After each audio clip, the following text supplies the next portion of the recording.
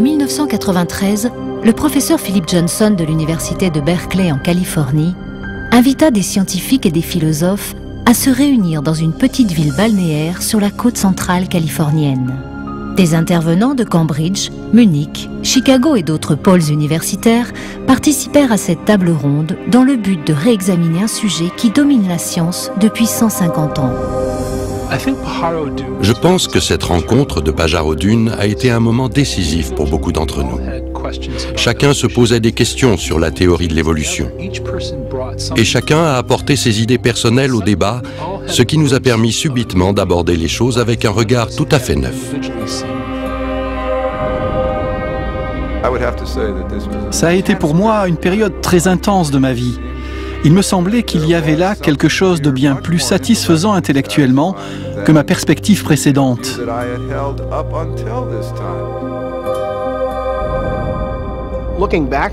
En y repensant aujourd'hui, je crois que cela m'a motivé à regarder de plus près les preuves et à comprendre vers quoi elles aboutissent. J'ai réalisé que ceci était plus grand qu'un point de vue personnel ou qu'une discipline. C'était la naissance d'une communauté de scientifiques qui désiraient désormais se pencher sur le mystère fondamental de l'origine de la vie.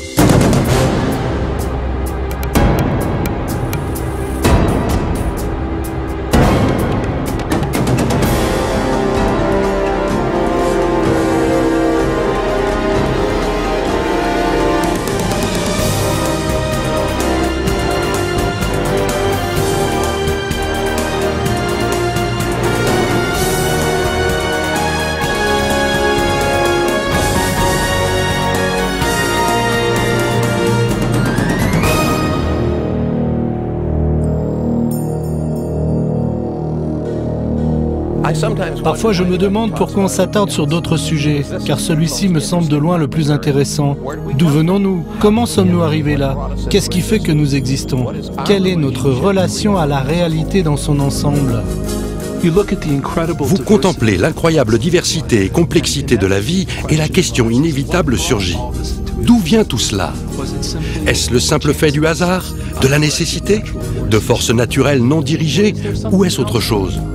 Peut-on y voir une intention, un plan, une conception attribuable à de l'intelligence?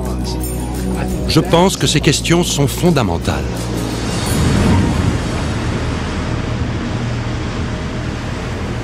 Les scientifiques réunis à Pajaro Dune se proposèrent de réexaminer le mystère de l'origine de la vie, étant donné qu'ils avaient tous des doutes importants concernant les idées évolutionnistes largement répandues. Parmi eux, le biochimiste Michael Behe se demandait comment des processus naturels avaient pu donner lieu aux structures très élaborées présentes dans les cellules vivantes. Dean Kenyon, biologiste évolutionniste, ne considérait plus que la chimie puisse à elle seule expliquer les origines de la vie sur Terre. Stephen Meyer, Paul Nelson et William Dembski cherchaient une nouvelle approche pour expliquer l'origine des informations génétiques codées dans les organismes vivants. Ces scientifiques et philosophes commencèrent à formuler une alternative à la théorie centrale de la biologie moderne. Une théorie qui a pris naissance dans l'esprit du naturaliste anglais Charles Darwin.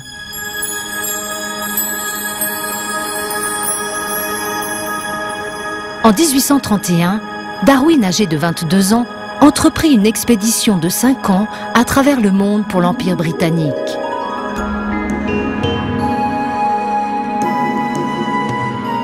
Quittant l'Angleterre, à bord de l'HMS Beagle, il fit le tour de l'Amérique du Sud, puis remonta au nord dans l'océan Pacifique, vers les îles volcaniques des Galapagos.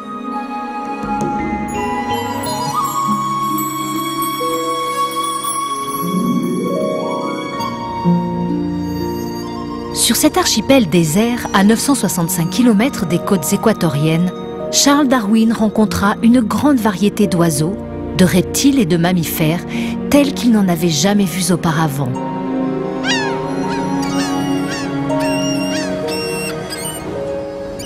Pendant plus d'un mois, il étudia les plantes et les animaux, prit des notes détaillées et récolta des spécimens. Puis, il plia bagages pour ne jamais revenir. 25 ans s'écoulèrent pendant lesquelles il développa une théorie sur l'origine des diverses formes de la vie sur Terre. En 1859, Darwin publia un ouvrage intitulé « De l'origine des espèces », dont l'impact sur la science et par la suite sur toute la culture occidentale fut très important. Darwin chercha à montrer que la vie était le produit de forces naturelles aléatoires, le temps, le hasard et un processus qu'il appela la sélection naturelle. Pendant 2500 ans avant Darwin, les scientifiques et les philosophes les plus éminents, comme Platon, Newton ou Kepler, considéraient le monde comme le produit d'une certaine conception, d'un certain plan. Mais à la suite de l'idée de Darwin concernant la sélection naturelle, une véritable transformation s'est opérée dans la philosophie scientifique. Darwin ne fut pas le premier savant à proposer une théorie de l'évolution. Mais il fut le premier à présenter un mécanisme naturaliste plausible capable d'entraîner des changements biologiques sur de longues périodes. Pour comprendre comment s'opère la sélection naturelle, examinons les pinsons que Darwin découvrit dans les îles Galapagos. 13 espèces de pinsons vivent dans ces îles et diffèrent légèrement par la taille et la forme de leur bec. Darwin rentra en Angleterre avec 9 espèces différentes de ces oiseaux. Selon sa théorie, les différentes tailles et formes des becs de ces oiseaux sont directement attribuables à la sélection naturelle. Un exemple souvent cité est celui des pinsons mangeurs de graines.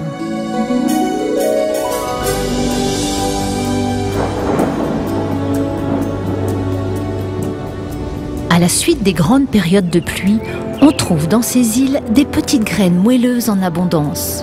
Les oiseaux, à petit bec, peuvent facilement se nourrir. Mais pendant les saisons sèches, les seules graines disponibles sont enveloppées dans des coquilles très résistantes. Elles sont là depuis l'année précédente. Dans ces circonstances, seuls les oiseaux à bec large et acéré peuvent briser ces coquilles et s'alimenter.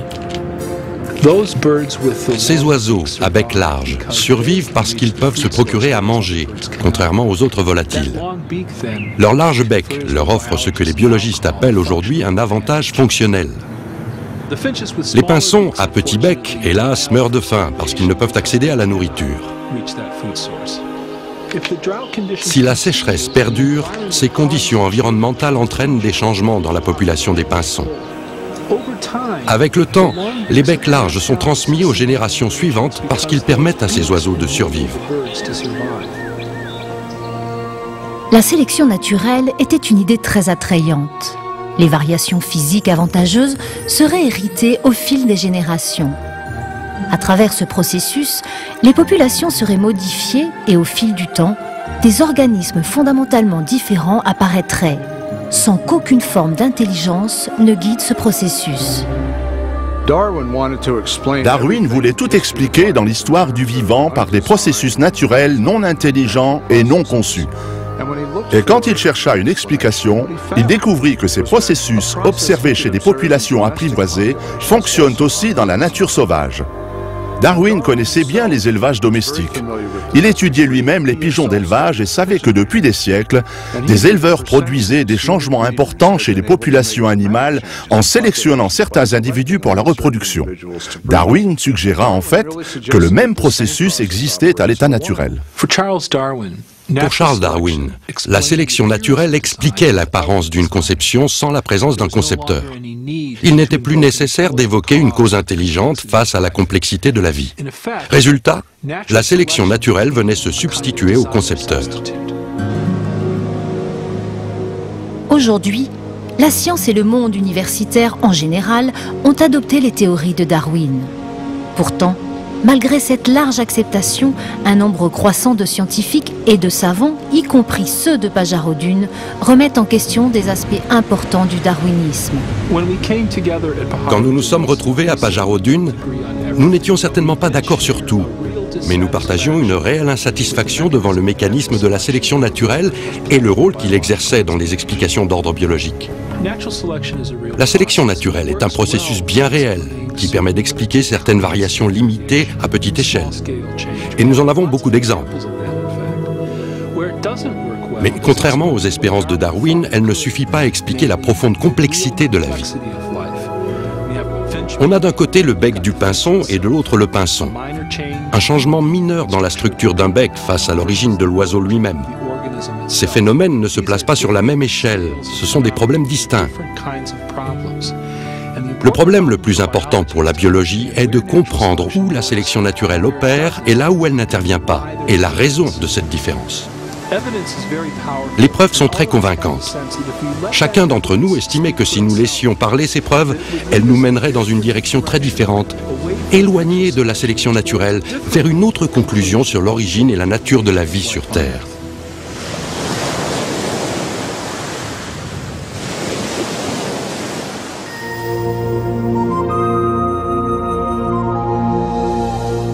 La sélection naturelle n'agit que par l'accumulation de petites variations successives. Elle n'avance jamais par de grands sauts rapides, mais lentement et sûrement, par petits pas. Il est vraiment intéressant de noter que plus nous en savons sur la vie et plus nous avons de connaissances en biologie, plus le darwinisme pose problème et plus la conception intelligente apparaît. Depuis 1988, le Dr Michael B.E. étudie des systèmes biologiques complexes qui semblent défier les explications basées sur la sélection naturelle. Pendant longtemps, j'ai cru que l'évolution darwinienne expliquait tout ce que nous observons en biologie. Ce n'est pas parce que j'y voyais une explication, mais plutôt parce qu'on me l'avait dit. On m'a appris la biologie darwinienne à l'école. Et à l'université, je baignais dans une atmosphère où l'on supposait que ces théories fournissaient des explications à la biologie. Et là encore, je n'avais aucune raison d'en douter. Il y a 10 ans environ, j'ai lu un ouvrage intitulé « Évolution, une théorie en crise », écrit par un généticien australien, Michael Denton. Il avançait, contre la théorie de Darwin, de nombreux arguments scientifiques que je n'avais jamais entendus jusque-là. Et ces arguments semblaient plutôt convaincants. À ce moment-là, j'ai senti monter en moi une frustration, parce que j'avais l'impression d'avoir été conduit sur une fausse piste. J'avais devant moi une série de très bons arguments. J'avais décroché un doctorat en biochimie, je faisais partie du corps enseignant, et pourtant ces points de vue m'étaient totalement inconnus. À partir de ce moment, je me suis intéressé de près à la question de l'évolution, et j'ai choisi de ne plus considérer les processus darwiniens comme la seule explication à la vie. Le scepticisme de Michael B.E.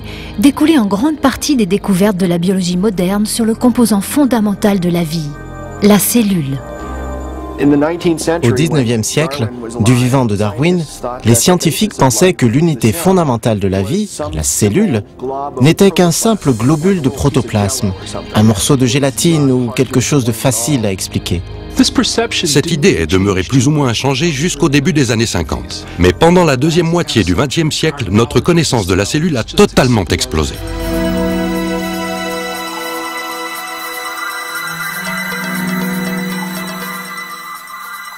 Aujourd'hui, les technologies de pointe révèlent des mondes microscopiques très élaborés.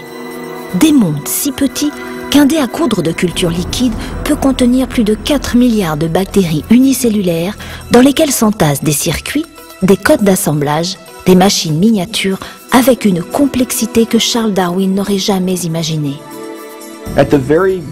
À la base même de la vie, là où les molécules et les cellules mènent la danse, on a découvert des machines.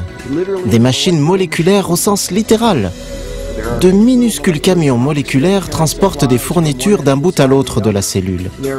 Des machines captent l'énergie solaire pour la transformer en énergie utilisable.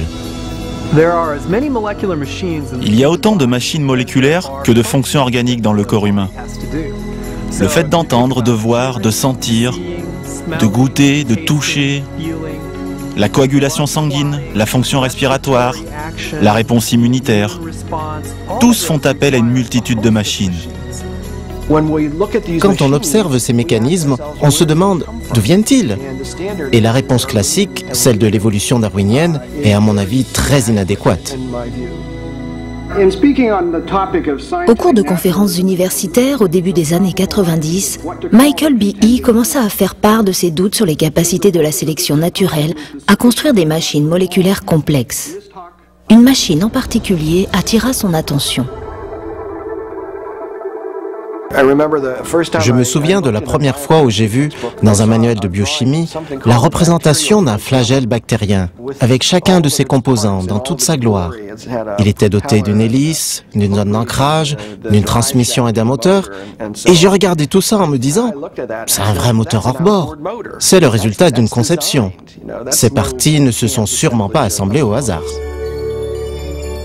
La réaction de Bi n'est pas surprenante, étant donné que les moteurs moléculaires qui propulsent les bactéries en milieu liquide dépendent d'un ensemble de composants mécaniques très élaborés. Les composants de ce système apparaissent au microscope quand des échantillons de cellules sont grossis 50 000 fois. Les biochimistes ont utilisé des photos de microscopie électronique comme celle-ci pour identifier les composants et la structure tridimensionnelle du moteur flagellaire.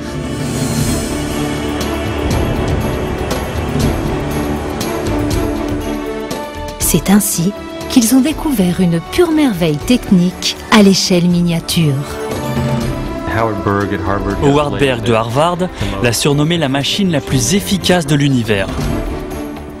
Certains de ces moteurs ont une vitesse de rotation de 100 000 tours par minute.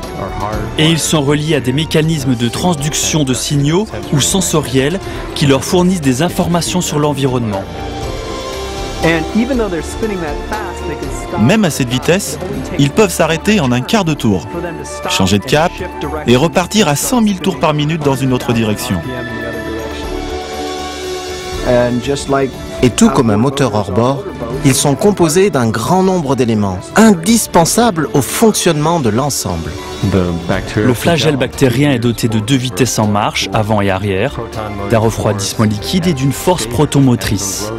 Il possède des anneaux externes et internes, un crochet, un arbre de transmission, une hélice. Ces composants fonctionnent comme un moteur. On emploie ces termes maladroits pour décrire en fait la fonction de ces éléments. Depuis la découverte du flagelle bactérien, les scientifiques ont essayé de comprendre comment un moteur rotatif a pu résulter de la sélection naturelle. Jusqu'à présent, ils n'ont pas été en mesure de fournir une explication darwinienne détaillée. Le problème réside dans une caractéristique des machines moléculaires appelée complexité irréductible. La complexité irréductible est un terme inventé par Michael B. E. pour décrire ces machines moléculaires. En résumé, tout organelle ou système dans une cellule est fait de plusieurs composants, tous essentiels pour son fonctionnement. Si on enlève un de ces éléments, le système ne fonctionne plus. Ce principe de complexité irréductible peut être illustré par un système non biologique familier, le piège à souris. Le piège est composé de 5 pièces. Le déclencheur, où on pose l'appât, un ressort puissant, un fil recourbé appelé arceau, un support pour tenir l'arceau et une base sur laquelle repose tout le système. Si l'une de ces pièces est absente ou défectueuse, le mécanisme ne fonctionnera pas. Tous les éléments de cet ensemble d'une complexité irréductible sont simultanément nécessaires pour assurer la fonctionnalité du système. Piéger une souris. La complexité irréductible s'applique aussi aux machines biologiques comme le flagelle bactérien. On compte en tout environ 40 composantes protéiniques qui font tourner cette machine. Si le crochet ou l'arbre de transmission est absent, par exemple, le flagelle ne fonctionnera pas ou ne sera même pas assemblé dans la cellule. En langage évolutionniste, il s'agit de pouvoir expliquer comment bâtir graduellement ce système où aucune fonction n'est opérationnelle tant que tous les éléments ne sont pas en place.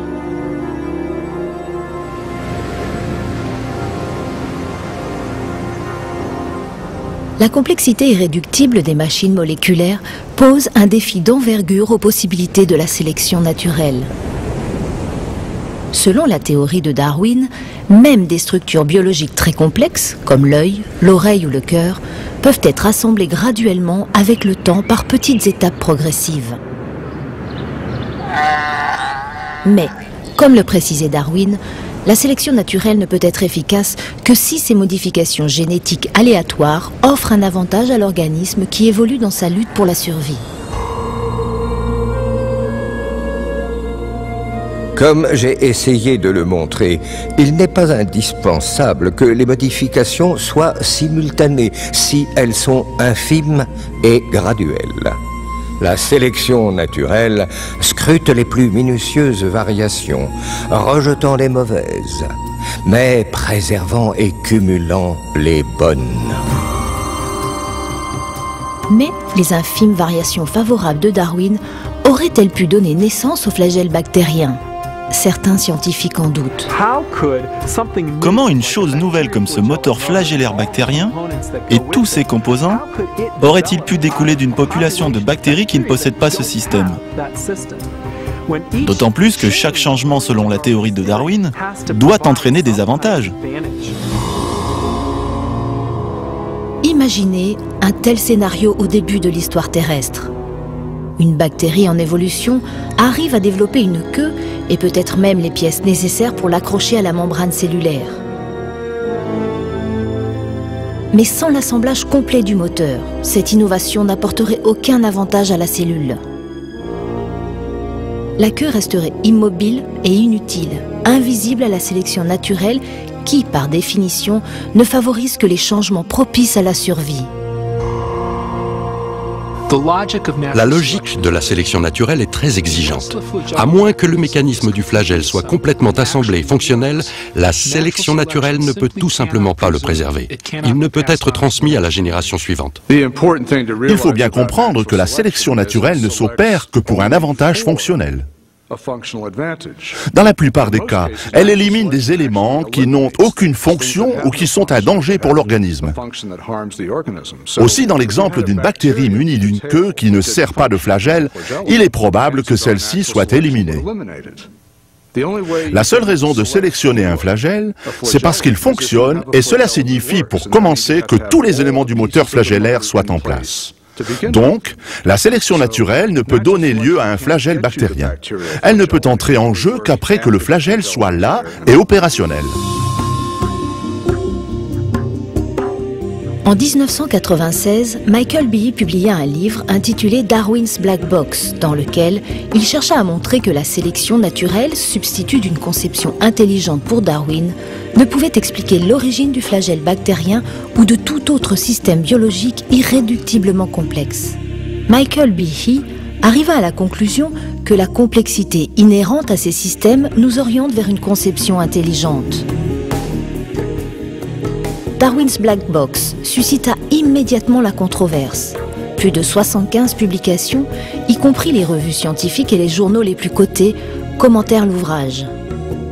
Certains scientifiques saluèrent le travail de Behe, tandis que d'autres lui reprochèrent des approches non scientifiques et des motivations religieuses. Les critiques de Behe soulignèrent aussi qu'il avait sous-estimé les capacités de la sélection naturelle. Selon eux, le mécanisme flagellaire aurait pu être construit à partir d'éléments utiles à la fabrication de machines moléculaires plus simples, comme cette pompe cellulaire effilée.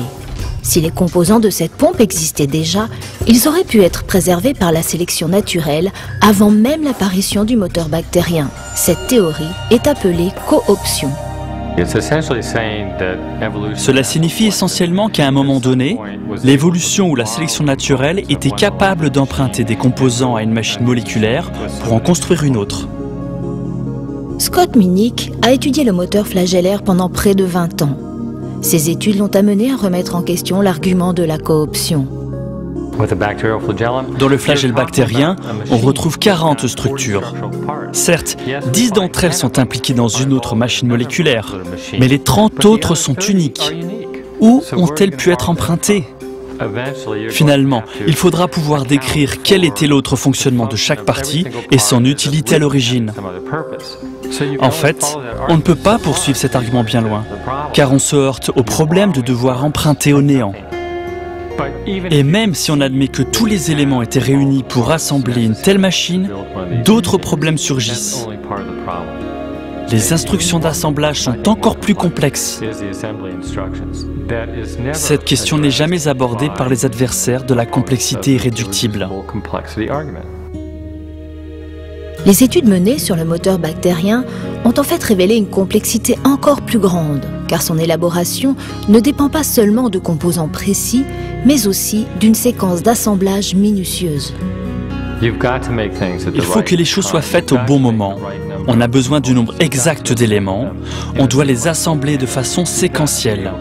Il faut pouvoir déterminer si l'assemblage s'est bien déroulé pour ne pas gaspiller de l'énergie pour une structure qui ne sera pas fonctionnelle.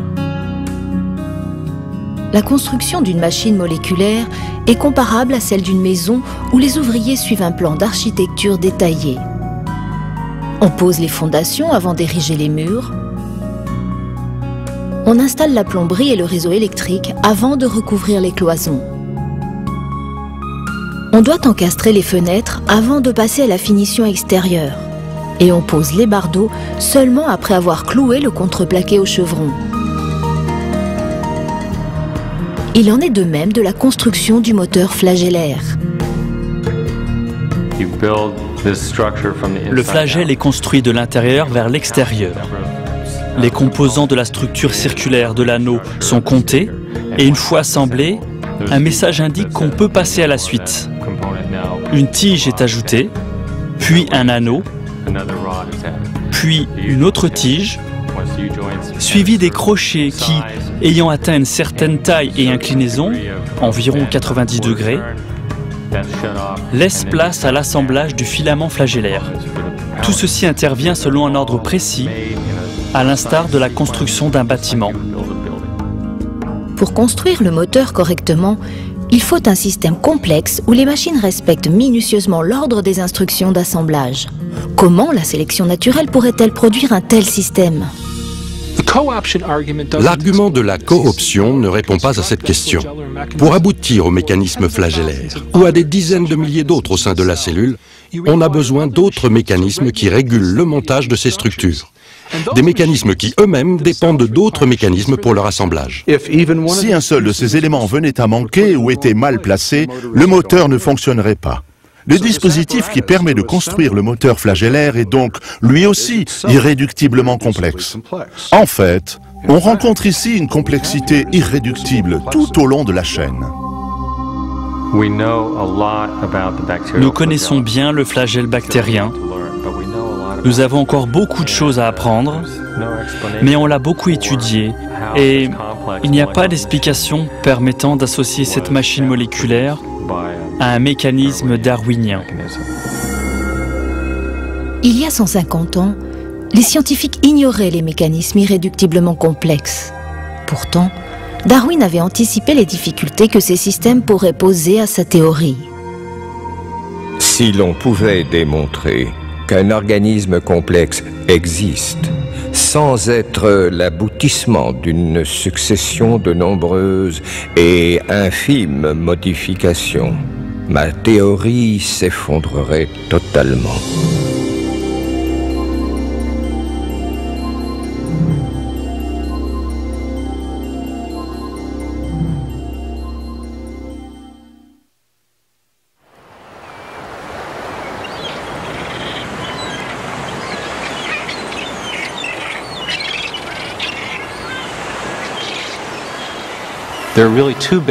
Il y a deux grandes questions en biologie.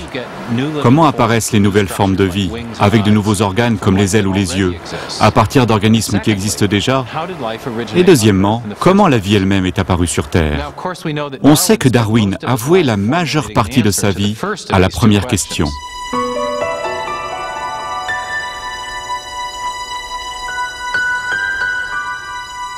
Charles Darwin a comparé l'histoire de la vie sur Terre à une grande arborescence. À la base, on retrouve la toute première cellule vivante, et les branches représentent de nouvelles formes de vie plus élaborées qui ont évolué avec le temps à partir de cet organisme primitif. Darwin voulait expliquer l'origine des branches de cet arbre de vie. Il essaya de montrer comment la sélection naturelle aurait pu modifier des espèces, produisant ainsi la grande diversité de vie végétale et animale que l'on observe aujourd'hui sur Terre. Mais pour ce qui est de la base de l'arborescence, la première cellule vivante, Darwin n'a pas dit grand-chose. En fait, dans l'origine des espèces, il n'a même pas abordé la question de l'origine de la vie à partir d'une matière non vivante. Les seuls aperçus de ses opinions à ce sujet nous viennent d'une lettre qu'il a écrite à son collègue Joseph Hooker.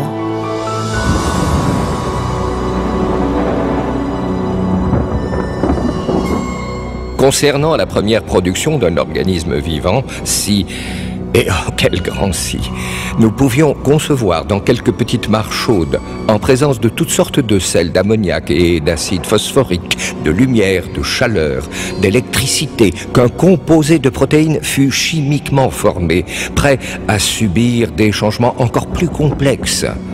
Aujourd'hui, une telle matière serait instantanément dévorée, mais peut-être qu'avant l'apparition des créatures vivantes, cela n'aurait pas été le cas. Au cours des dernières années de sa vie, Darwin développa peu l'idée selon laquelle une cellule aurait émergé de simples composés chimiques dans les eaux primitives de la Terre. Mais dans les années 20 et 30, un savant russe du nom d'Alexandre Oparin formula une théorie détaillée sur la possibilité de ce phénomène. Il l'appela l'évolution chimique. Oparin a essayé d'expliquer l'origine de la vie à partir des principes darwiniens. Il a imaginé de simples composés chimiques se combinant plusieurs fois pour former des molécules plus grandes. Puis ces molécules se seraient organisées à l'aide de variations aléatoires et de la sélection naturelle pour donner lieu à la première cellule vivante primitive.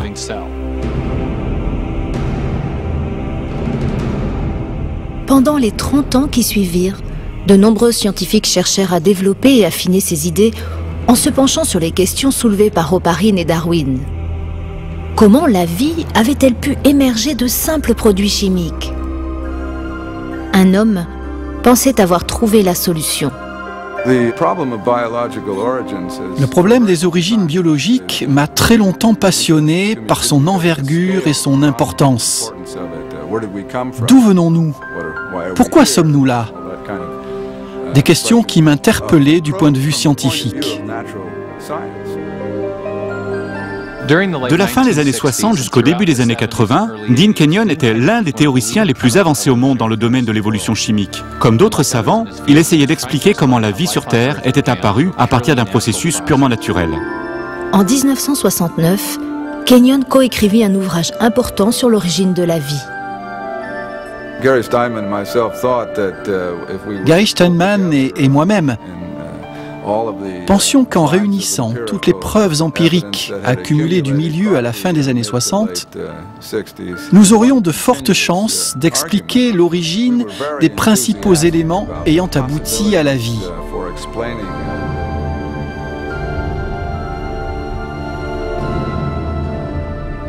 Malgré son optimisme, Kenyon rencontra un problème majeur.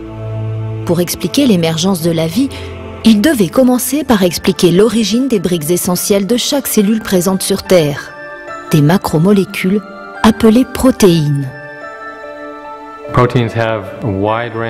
Les protéines ont de multiples fonctions dans la cellule, de l'agencement structurel, avec le cytosquelette aux enzymes qui catalysent les molécules pour obtenir de l'énergie ou pour bâtir des composantes cellulaires. Les protéines exécutent à peu près toutes les tâches dans la cellule, sauf le stockage d'informations génétiques, effectué par l'ADN et l'ARN. Toutes les fonctions quotidiennes, telles que le nettoyage de la cellule et la production d'énergie, sont accomplies par les protéines. Kenyon savait que les protéines auraient été aussi indispensables au premier organisme vivant qu'elles le sont dans les cellules aujourd'hui. Il reconnaissait aussi la complexité de leur construction. Dès 1960, les scientifiques avaient établi que même des cellules élémentaires sont composées de milliers de protéines différentes et que la fonction de ces molécules est due à leur structure tridimensionnelle très complexe. La forme irrégulière de certaines protéines leur permet de catalyser ou de déclencher des réactions chimiques grâce à leur parfaite adaptation aux autres molécules de la cellule. D'autres protéines s'emboîtent pour former des composants structurels.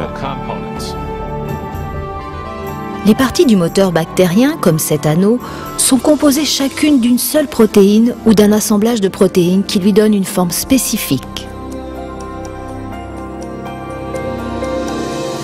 Les protéines sont à leur tour composées d'unités chimiques plus petites, appelées acides aminés, reliés les unes aux autres pour former de longues chaînes. On observe un très grand degré de complexité dans l'architecture des acides aminés qui forment les protéines. Dans la nature, 20 types d'acides aminés servent à la construction de ces chaînes de protéines. Les biologistes les ont comparés aux 26 lettres de l'alphabet. Les lettres de l'alphabet peuvent faire l'objet d'un nombre énorme de combinaisons. C'est l'arrangement séquentiel des lettres qui détermine le sens des mots et des phrases. Si les lettres sont disposées correctement, on obtient un texte compréhensible. Sinon, on crée du charabia. Le même principe s'applique aux acides aminés et aux protéines. Il existe plus de 30 000 protéines distinctes et chacune d'elles repose sur une combinaison différente des 20 acides aminés évoqués précédemment. Ces acides sont disposés comme des lettres pour former des chaînes qui comptent parfois des centaines d'unités. Si les acides aminés sont bien séquencés, la chaîne sera alors pliée pour devenir une protéine fonctionnelle. Les acides aminés s'emboîtent les uns dans les autres pour former une architecture préprogrammée par l'ordre de ces acides. Une structure est ainsi élaborée en vue d'une fonction particulière. Toutes les protéines de la cellule ont donc une forme tridimensionnelle, basée sur la disposition des acides aminés dans la chaîne. Cette disposition est cruciale. Si des acides aminés sont mal séquencés, une chaîne inutile se forme et au lieu de devenir une protéine opérationnelle, elle est détruite dans la cellule. À l'instar des langues écrites ou des programmes informatiques, les protéines ont une spécificité très élevée. Le fonctionnement de l'ensemble dépend d'un arrangement précis des éléments individuels. Mais qu'est-ce qui produit les séquences précises de ces acides aminés, donnant ainsi des formes et fonctions spécifiques aux protéines?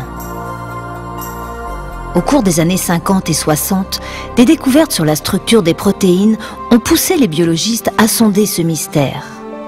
Dean Kenyon pensait pouvoir le résoudre. Dans leur livre « La prédestination biochimique », Kenyon et Steinman proposèrent une théorie intrigante. Kenyon écrivit: la vie aurait pu être biochimiquement prédestinée par les propriétés d'attraction des parties chimiques, notamment entre les acides aminés dans les protéines. Au moment de la parution de mon livre, mon collaborateur et moi étions entièrement convaincus que nous disposions d'une explication scientifique des origines. Kenyon suggéra que les propriétés chimiques des acides aminés les avaient attirés mutuellement pour former de longues chaînes qui sont devenues les premières protéines, les constituants les plus importants de la cellule vivante. Et cela signifiait que la vie était en fait inévitable, prédestinée tout simplement par la chimie. Beaucoup de scientifiques adoptèrent les idées de Kenyon et pendant les 20 années qui suivirent, la prédestination biochimique fut un best-seller sur la théorie de l'évolution chimique. Mais 5 ans après la publication de son livre, Kenyon se mit à douter de la vraisemblance de sa propre théorie. C'est au cours de cette période que mes doutes sur certains aspects de la pensée évolutionniste se sont manifestés. J'ai été confronté à un contre-argument solide de la part d'un de mes étudiants. Un argument que je ne pouvais pas réfuter. Kenyon était tenu d'expliquer comment les premières protéines avaient pu être assemblées sans l'aide d'instructions génétiques. Aujourd'hui, Dans les cellules vivantes, les chaînes d'acides aminés ne se forment pas directement par des forces d'attraction entre leurs éléments, scénario des origines envisagé par Kenyon. C'est une grosse molécule à l'intérieur de la cellule qui contient les instructions d'assemblage d'acides aminés en protéines. Il s'agit de l'ADN. Au départ, Kenyon croyait que les protéines auraient pu se former directement sans les instructions de l'ADN. Et c'est ce qui créa l'enthousiasme scientifique autour de sa théorie.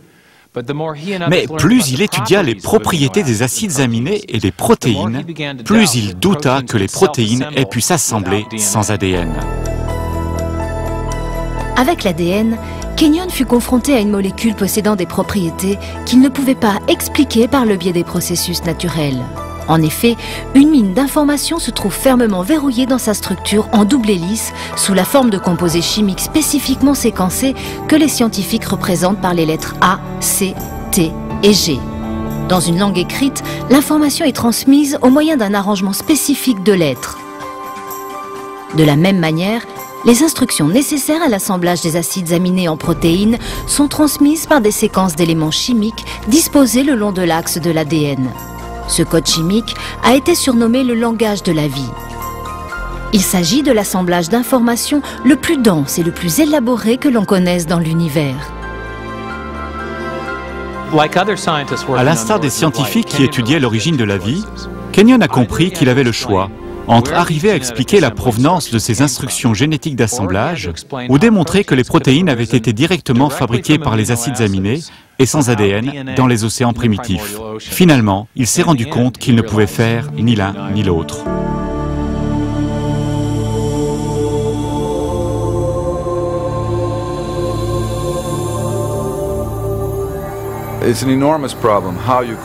Réunir dans un petit volume submicroscopique d'océans primitifs toutes les centaines de composés moléculaires nécessaires à l'émergence d'un cycle autorépliquant est un problème énorme. Et c'est ainsi que mes doutes sur la capacité des acides aminés à s'organiser en séquences biologiques indépendantes et fonctionnelles, sans la présence préalable d'informations génétiques, m'ont conduit à un point de rupture intellectuelle vers la fin des années 70. Pendant que Kenyon réévaluait sa théorie, de nouvelles découvertes biochimiques affaiblirent davantage sa conviction que les acides aminés auraient pu se regrouper en protéines. Plus j'approfondissais mes recherches, qui se déroulèrent quelque temps au centre de recherche Ames de la NASA, plus mon hypothèse de l'évolution chimique faisait question. Par la suite, les études expérimentales ont montré que les acides aminés n'ont pas la capacité de s'organiser en séquences biologiques fonctionnelles. Face à l'accumulation des problèmes au sein de sa théorie et à l'augmentation des données scientifiques sur l'importance de l'ADN, Kenyon fut obligé de prendre en compte le rôle incontournable de l'information génétique. À force d'examiner l'alternative présentée dans les critiques et le problème énorme que nous tous qui travaillons dans le domaine avions négligé, à savoir l'origine de l'information génétique elle-même, j'ai été amené à reconsidérer ma position sur les origines.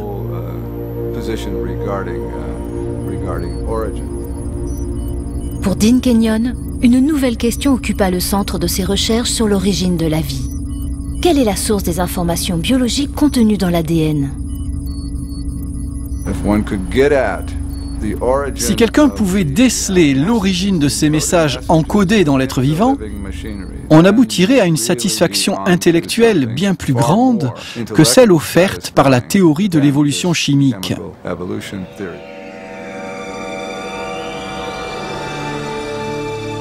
Mais Kenyon se rendit compte qu'il faisait face à des alternatives limitées.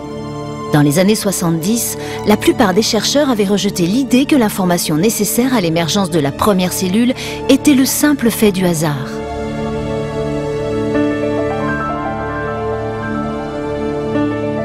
Pour comprendre cela, imaginez la difficulté d'obtenir seulement 2 lignes d'une pièce de Shakespeare comme Hamlet en laissant tomber des lettres de Scrabble sur une table. Puis, considérait que les instructions génétiques nécessaires à la composition des protéines dans l'organisme unicellulaire le plus simple rempliraient des centaines de pages de texte imprimés.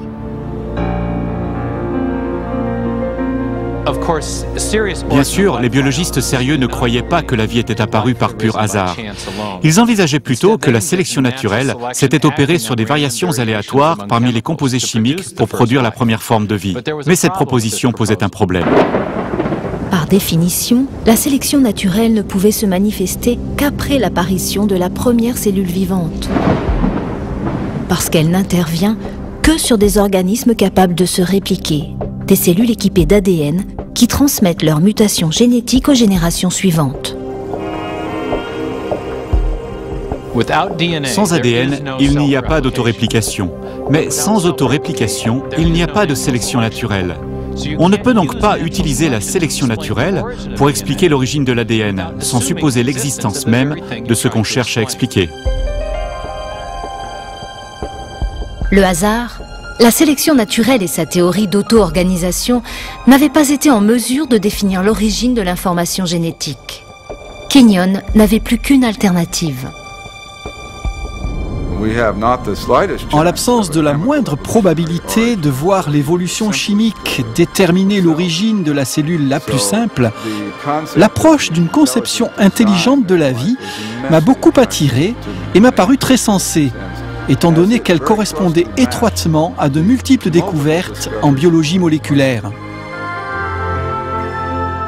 Dans les années suivant le rejet de l'évolution chimique par Kenyon, la science a révélé les détails d'un système complet de traitement d'informations qui porte la marque d'une conception intelligente.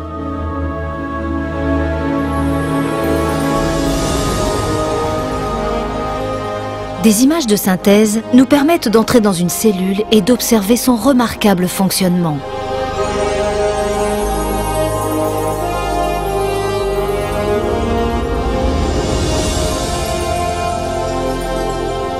Au cœur de la cellule, on aperçoit les brins compacts d'ADN, des entrepôts d'informations indispensables à la construction de toutes les protéines d'un organisme.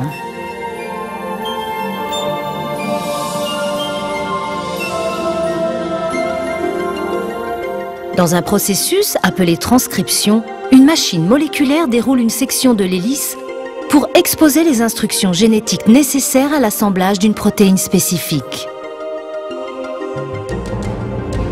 Une autre machine copie ensuite ces instructions pour former une molécule appelée ARN messager.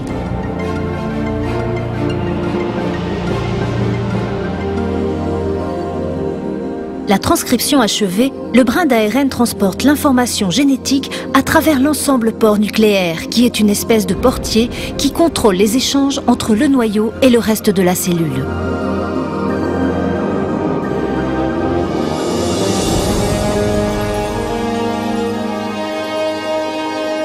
L'ARN messager se dirige vers une usine moléculaire constituée de 2 sous-unités et appelée ribosome. Après un arrimage solide, le processus du décodage commence.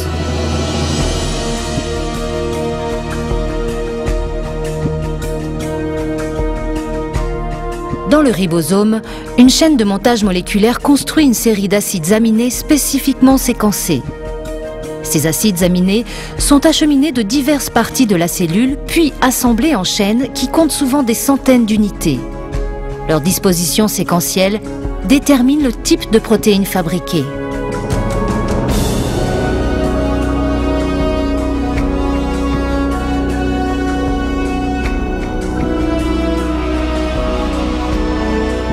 Lorsque la chaîne est constituée, elle quitte le ribosome pour se diriger vers une machine en forme de tonneau qui l'aide à prendre la forme précise, indispensable à sa fonction.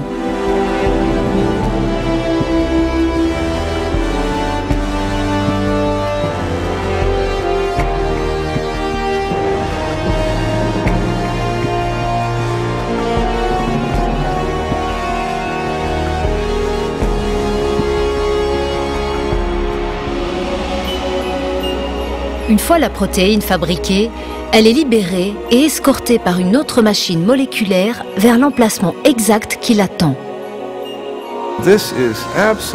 Il est absolument inouï d'observer, à cette échelle microscopique, un mécanisme aussi finement réglé, un dispositif qui porte la marque d'une conception et d'une fabrication intelligente. Nous disposons des détails d'un univers moléculaire hautement complexe qui gère l'information génétique. Et c'est précisément dans cette branche nouvelle de la génétique moléculaire que nous voyons la preuve la plus incontestable d'une conception intelligente sur la Terre.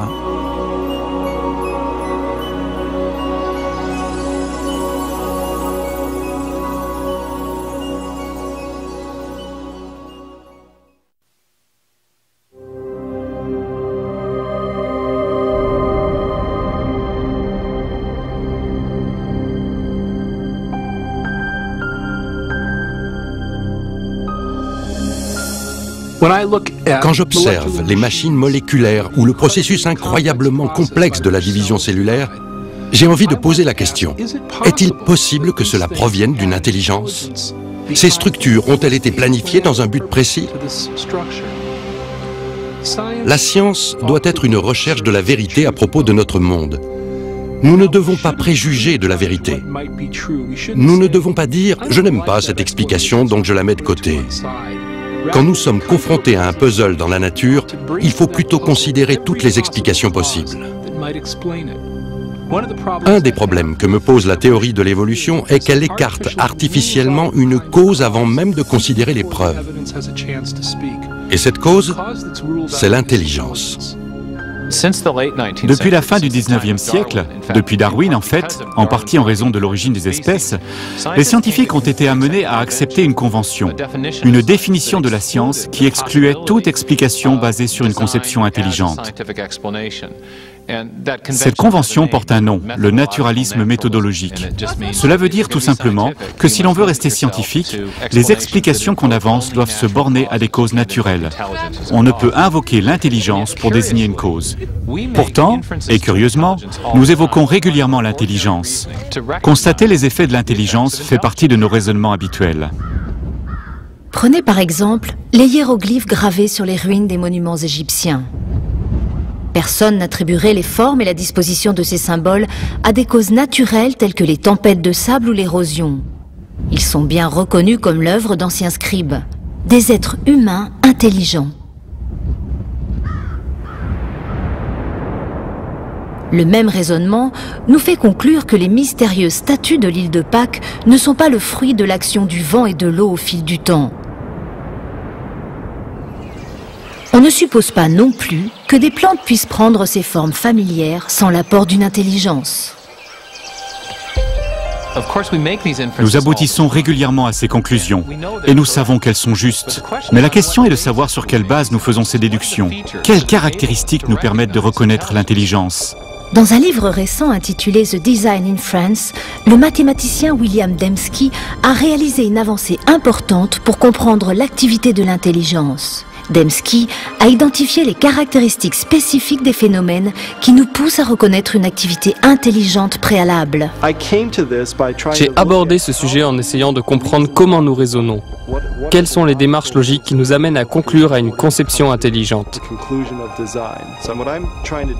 Et ce que j'essaie de faire, c'est de présenter des critères fiables, empiriques et rigoureusement scientifiques pour déterminer si quelque chose a été conçu. J'ai examiné les démarches logiques et j'ai établi qu'il faut de l'improbabilité, des caractéristiques, un motif identifiable. Selon Dembski, les hommes reconnaissent avec justesse une activité intelligente quand ils observent un objet ou un événement très improbable qui correspond aussi à un motif reconnaissable. C'est ce que l'on retrouve dans les collines noires du Dakota du Sud. Si vous traversez l'Ouest, vous apercevrez de nombreuses formes dans les montagnes, sans signification particulière pour la plupart. Ce sont de simples rochers éparpillés çà et là. Mais vous ne verrez pas les visages de Lincoln, Jefferson, Teddy Roosevelt et George Washington. C'est seulement dans le Dakota du Sud qu'elles apparaissent. Elles sont là à cause d'un sculpteur, un excentrique, qui voulait honorer ses présidents des États-Unis en passant la plus grande partie de sa vie à ciseler leur visage dans les parois d'une montagne. La forme est improbable, Une colline quelconque est aussi improbable. Mais une telle colline ne caractérise rien.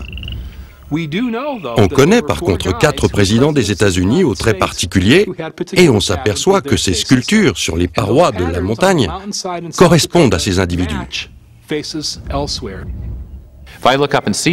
Quand j'observe ces visages, je reconnais immédiatement les présidents représentés sur des billets, des tableaux de la National Gallery ou des peintures. En regardant le mont Rushmore, je retrouve non seulement des configurations de rochers très improbables, mais aussi des formes liées à un modèle indépendant qui indique de manière fiable la présence d'intelligence. On a donc une faible probabilité et des caractéristiques. C'est attribuable à une conception.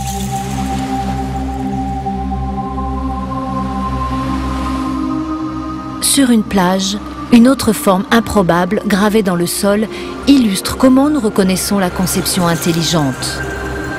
Personne ne penserait que ce message a été écrit par les marées. Les caractéristiques de cette forme nous conduisent à voir les mots comme le produit d'une intelligence. Cette disposition improbable coïncide aussi avec un modèle donné et indépendant, à savoir celui des lettres de l'alphabet et des mots reconnus de notre vocabulaire. C'est donc l'improbabilité de la configuration à laquelle s'ajoute la concordance avec un modèle indépendant qui éveille la notion de conception. Ces illustrations suggèrent que les critères de William Dembski pour détecter une conception intelligente, une faible probabilité et des caractéristiques correspondent essentiellement à de l'information. Une information présente non seulement dans des photos, des écrits et des séquences numériques, mais aussi dans des logiciels et des signaux radio. La capacité de détecter l'information dans des transmissions électromagnétiques a permis à l'homme de faire des recherches uniques pour trouver de l'intelligence. Depuis plus de 30 ans, les astronomes qui participent au programme SETI, à la recherche d'une intelligence extraterrestre, sont à l'écoute de signaux radio en provenance de l'espace dans le but de découvrir des signaux enrichis d'informations. D'ordinaire, les radiotélescopes captent des bruits quelconques ou de simples signaux répétitifs produits naturellement par des étoiles, des galaxies ou d'autres corps célestes. Mais les astronomes affirment que si jamais ils identifiaient un signal porteur d'informations, cela confirmerait l'existence d'une vie intelligente au-delà de la Terre.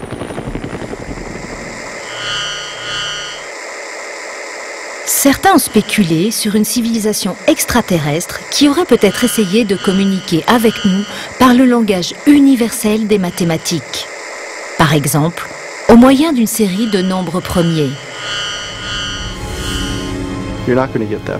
On ne peut pas obtenir cela par hasard. Il faut de la complexité ou de l'improbabilité, beaucoup de nombres premiers et aussi une structure, un motif identifiable. Ce n'est pas un motif que l'on impose, c'est un motif qui se présente objectivement. À ce jour, le programme SETI n'a détecté aucun motif ni aucune information attribuable à de l'intelligence dans une galaxie éloignée. Mais un autre univers, bien plus proche, a offert aux scientifiques une mine d'informations regroupées au sein du noyau de la cellule vivante. L'ADN possède une structure idéale pour le transport de données. Dans les 4 nucléotides ACTG, les bases de la double hélice d'ADN, se trouve le potentiel de stocker une très grande quantité d'informations. Il n'existe en fait aucune entité dans l'univers connu qui puisse conserver et traiter autant de données avec autant d'efficacité que la molécule d'ADN. Un ADN humain complet contient 3 milliards de caractères individuels. L'analyse des régions codantes d'ADN démontre que les caractères chimiques sont disposés avec une spécificité qui leur permet de transmettre des instructions ou des informations détaillées, tout comme les lettres d'une phrase et les nombres binaires d'un code informatique. Bill Gates a déclaré que l'ADN ressemble à un programme informatique, beaucoup plus complexe toutefois que tout ce que nous avons été capables de concevoir. Si on réfléchit à cette observation, on voit tout ce qu'elle peut suggérer. Parce qu'on sait que Bill Gates n'a pas recours au vent, à l'érosion ou à des générateurs de nombres aléatoires pour créer ses logiciels. Il emploie à cet effet des ingénieurs intelligents, des ingénieurs en informatique. Tout ce que nous savons nous indique donc que des systèmes riches en informations découlent d'une conception intelligente. Mais que penser du fait que la vie contient des informations, du fait qu'elles sont présentes dans chaque cellule de chaque organisme vivant? C'est ça le mystère fondamental. D'où vient cette information? Au cours des 15 dernières années, le philosophe et scientifique Stephen Meyer s'est appliqué à répondre à cette question. Meyer a développé un argument pour démontrer que la conception intelligente offre la meilleure explication sur l'origine des informations nécessaires à la constitution de la première cellule vivante. Le fait que des agents intelligents puissent produire des systèmes riches en informations relève de notre base de connaissances. Mon argument ne repose pas sur ce que nous ignorons, mais sur notre compréhension des mécanismes de cause à effet sur notre planète. Nous savons aujourd'hui qu'aucune explication naturaliste, ni aucune cause naturelle ne correspondent à la production d'informations. Ni la sélection naturelle, ni des processus auto-organisés, ni le hasard. Mais nous savons qu'il existe une cause pouvant produire de l'information, et c'est l'intelligence.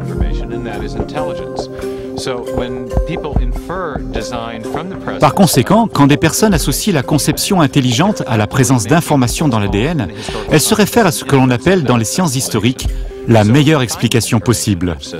En observant donc une structure riche en informations dans la cellule, plus précisément dans l'ADN, nous pouvons déduire qu'une intelligence a joué un rôle dans l'origine de ce système, même si nous n'étions pas présents quand il est venu à l'existence. Les travaux de Meyer sur l'origine de l'information génétique sont venus enrichir un plaidoyer scientifique pour la conception intelligente née d'une réunion de savants et de philosophes sur la côte centrale de la Californie en 1993. Leur objectif était de réévaluer une idée qui a dominé la biologie pendant plus d'un siècle. Au fil de leurs rencontres, ils développèrent une théorie connue aujourd'hui sous les noms de conception intelligente ou dessin intelligent. À mes yeux, la conception intelligente est très prometteuse parce qu'elle nous apporte un nouvel outil et une explication qui a sa place dans la panoplie de la science. Les causes intelligentes sont réelles, elles laissent des preuves de leur existence. Et une science se porte bien quand elle recherche la vérité et permet aux preuves de parler d'elles-mêmes. L'argument de la conception intelligente est basé sur une observation des faits. C'est ainsi que je définis une science efficace. C'est en observant les faits. Et quand on les étudie comme Michael Behe, on découvre ce modèle incroyable de complexité indépendante. Et la façon de conclure à une conception intelligente devant un flagelle bactérien est la même que celle qu'on adopte devant un moteur hors bord. Quand on regarde ce moteur, on voit comment ces parties fonctionnent entre elles et on sait que quelqu'un l'a fabriqué. Le raisonnement est le même devant des machines moléculaires, et donc l'idée de conception intelligente est entièrement scientifique. Elle peut certes comporter des implications religieuses, mais elle ne repose pas sur de telles hypothèses. Quand j'étudie ce sujet objectivement, sans écarter la possibilité d'une conception, celle-ci jaillit comme l'explication la plus plausible. Et c'est pourquoi j'y adhère. Je pense que la conception intelligente est de retour. On ne peut pas expliquer ces systèmes par des lois naturelles. Si on recherche la vérité et s'ils ont réellement été conçus, s'il faut être des ingénieurs en conception pour les comprendre, alors je dis, quel est le problème? On sait qu'on se laisse guider par les données. Quant aux profondes implications métaphysiques, on n'y peut rien. C'est donc une idée puissante que de considérer l'univers comme rationnel et compréhensible, soutenu par une intelligence suprême qui veut que notre monde soit compris. Cela renforce aussi la science, parce qu'on peut regarder le monde et y trouver une signification. Si tout vient d'un assemblage chaotique, il n'y a aucune raison de s'attendre à y voir des éléments rationnels. Mais si cela vient d'une intelligence, alors la science devient un puzzle gigantesque à résoudre, et dans lequel on peut s'attendre à de la rationalité, de la beauté et de l'intelligibilité, à la base même des choses. Il y a 150 ans, Charles Darwin a transformé la science par sa théorie de sélection naturelle. Aujourd'hui, cette théorie est confrontée à un défi énorme. La conception intelligente a entraîné à la fois des découvertes et des débats intenses sur l'origine de la vie terrestre. Et pour un nombre croissant d'hommes de science, Elle représente un paradigme, une idée capable, à nouveau, de redéfinir les fondements de la pensée scientifique. Au cours du 19e siècle, les savants croyaient en l'existence de deux entités fondamentales, la matière et l'énergie. Mais en ce début de 21e siècle, la science a dû reconnaître une troisième entité, à savoir l'information. Ainsi, en abordant la biologie à l'ère de l'information, on entrevoit de plus en plus que ce qui apparaît dans la molécule d'ADN est le produit d'une pensée, d'une intelligence, et ne peut être expliqué que par une conception intelligente.